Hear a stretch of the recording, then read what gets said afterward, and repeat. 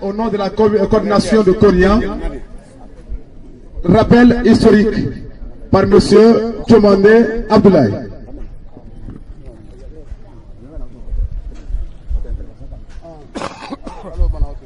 Alors, Allahumma salli ala Muhammad wa ala ali Muhammad. Moi, si kaira ro tele kaira ala o di moma. Mo ben nyini na. Mo so kono ala ben di moma. Mo ben nyini na mo so kono ala ben di moma. Mo zere kule le kono ni zere kule sabati ala wata kune. Mo masamu ye mo kono gbana ka ala diɲɛ ka mɔ kɔnɔ gbɛ fanga de wu ma ala o kɛ mɔ ye bi fadila ma sɔrɔ amadu wa bon mɔkɔtɔ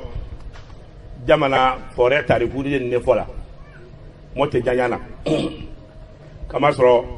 bi ma kɛnɛ bɔ m'u ma kubuli donc miniti tan ne di ma ko ne m'u hakili bila kɔni ya si ɲa fɔlɔ mɔkɔtɔ daminɛ a wele ma kɔni ya da ye kɔniya ni tɔrɔ ne tɛ bɔnɔ gɔba kilolole o ni kɔmɔdu sokɔnɔla tɛ bɔnu ye nɔ furagbɛ ka bɔnu bila ye nɔ kɔniya da ne o ka bɔ ye ma ka taa gbasi han fo kɔ yi la o bɛ kɔniya ale le butu tu kɔrɔ ya donc kɔniya bɔni kɛrɛwani ye o cɛbale Kerawani kɔniya tɛmale kɔniya capital la bane kɛrɛ masa terero Kerawani me donc alima misamu ina ba menga yoro be minala ako lone tanzi na kaira sife no kaira wani no o la so to la ko kaira wani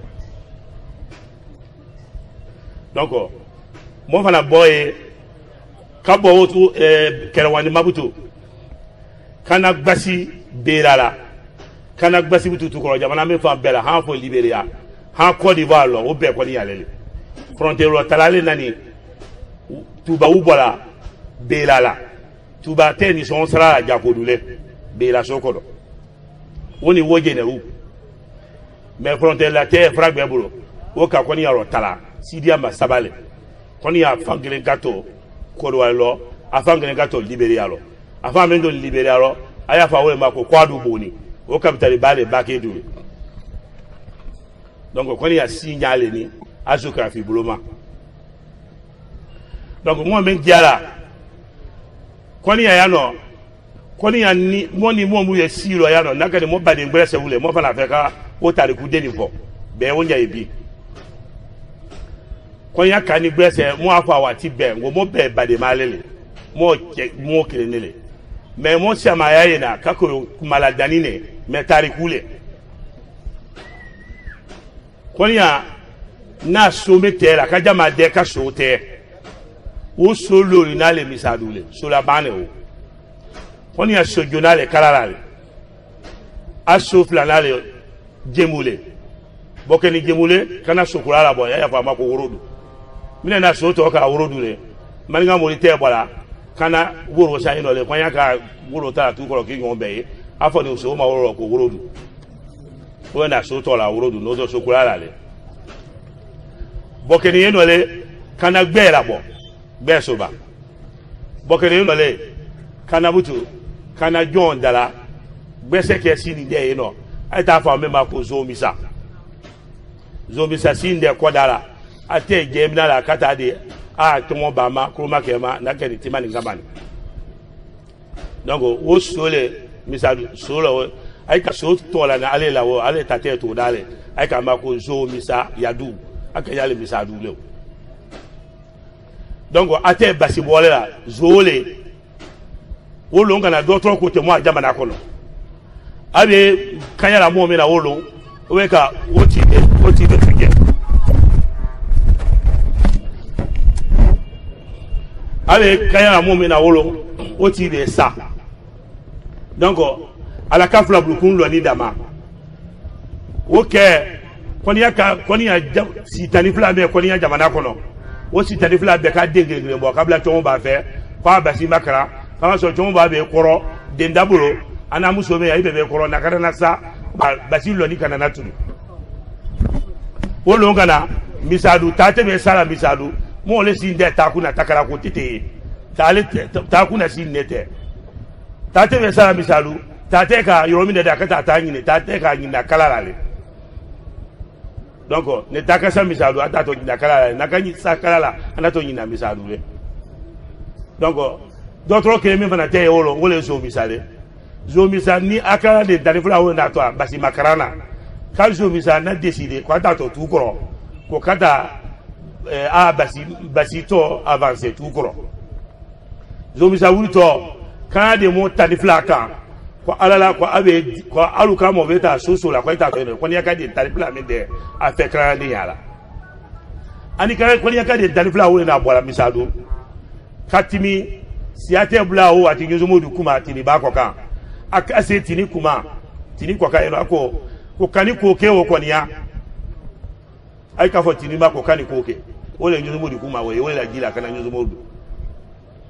akatimi kana sode belani bola ko de belani bola jakudu wote na ya fa ba ko boro aina ni sila yelo le akanyina asra boko gbese kano ka fo menyina na asra boko ai ka ko to la ko boro aboni yeno de ana kran de danifla ana muso ay mo tannani ale na muso ani kran de danifla ko ne ka de danifla be ako ay se tin bola kuma tin ba ko ka awe ko ka jewu ko niya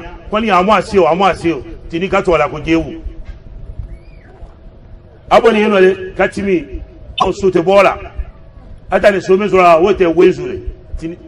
wenzu bananju ba so me ko no wenzu ole te yeno wo so te yeno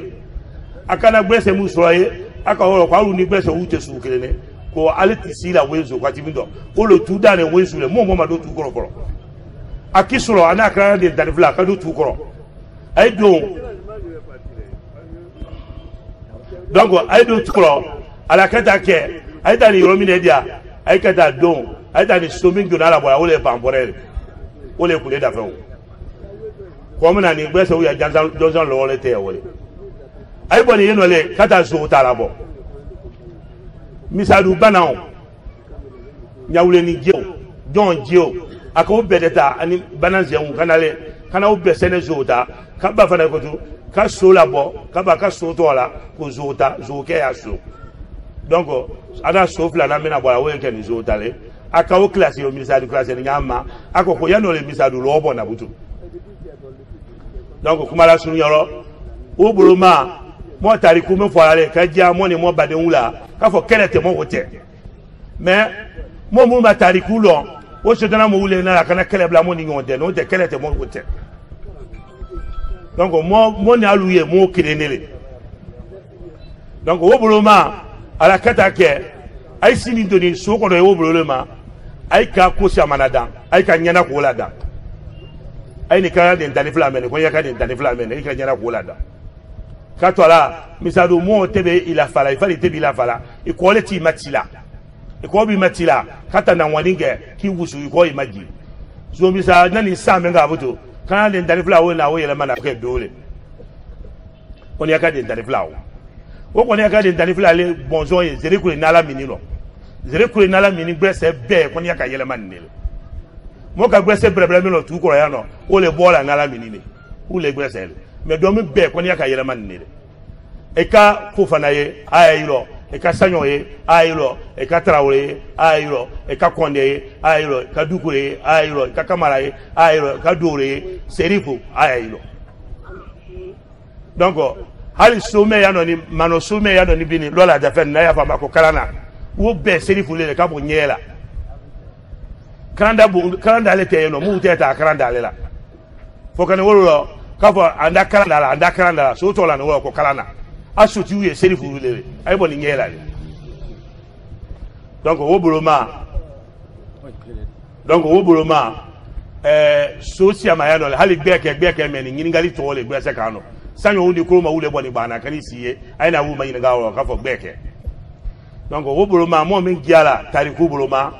mo ni mo bade wula mo bade mande ga ufana ya mo ni wuye bade makelenele mo ni wuye misiri kelenela mo fana tariku fana boloma mo ni wuye ni nyama o fana tariku ya jan mo te wo fo boloma mais ko fo ke ne ko mu yon hakilibla donc akunye mi dele men be fo ku mi dale ka dia bembali ya me zere kure wuya fo me zere kure kamo wunya mi nyono akune tariku lombali yale donc amo tariku lon tariku na la katani moma mo be na fo mo be se ka leri fla leri sabake mo ama ka detail ade na detail ngonko ka kama soro mi de fe tariku 7 mo be me uni mo fa uburo mo buro tu ko ya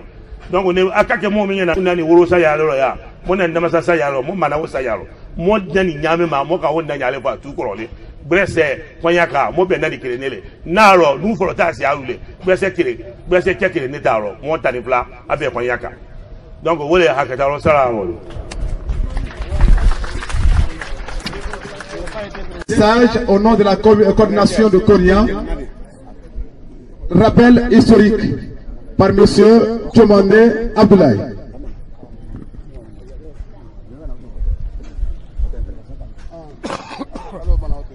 Alors, Allahumma salli ala Muhammad wa ala ali Muhammad.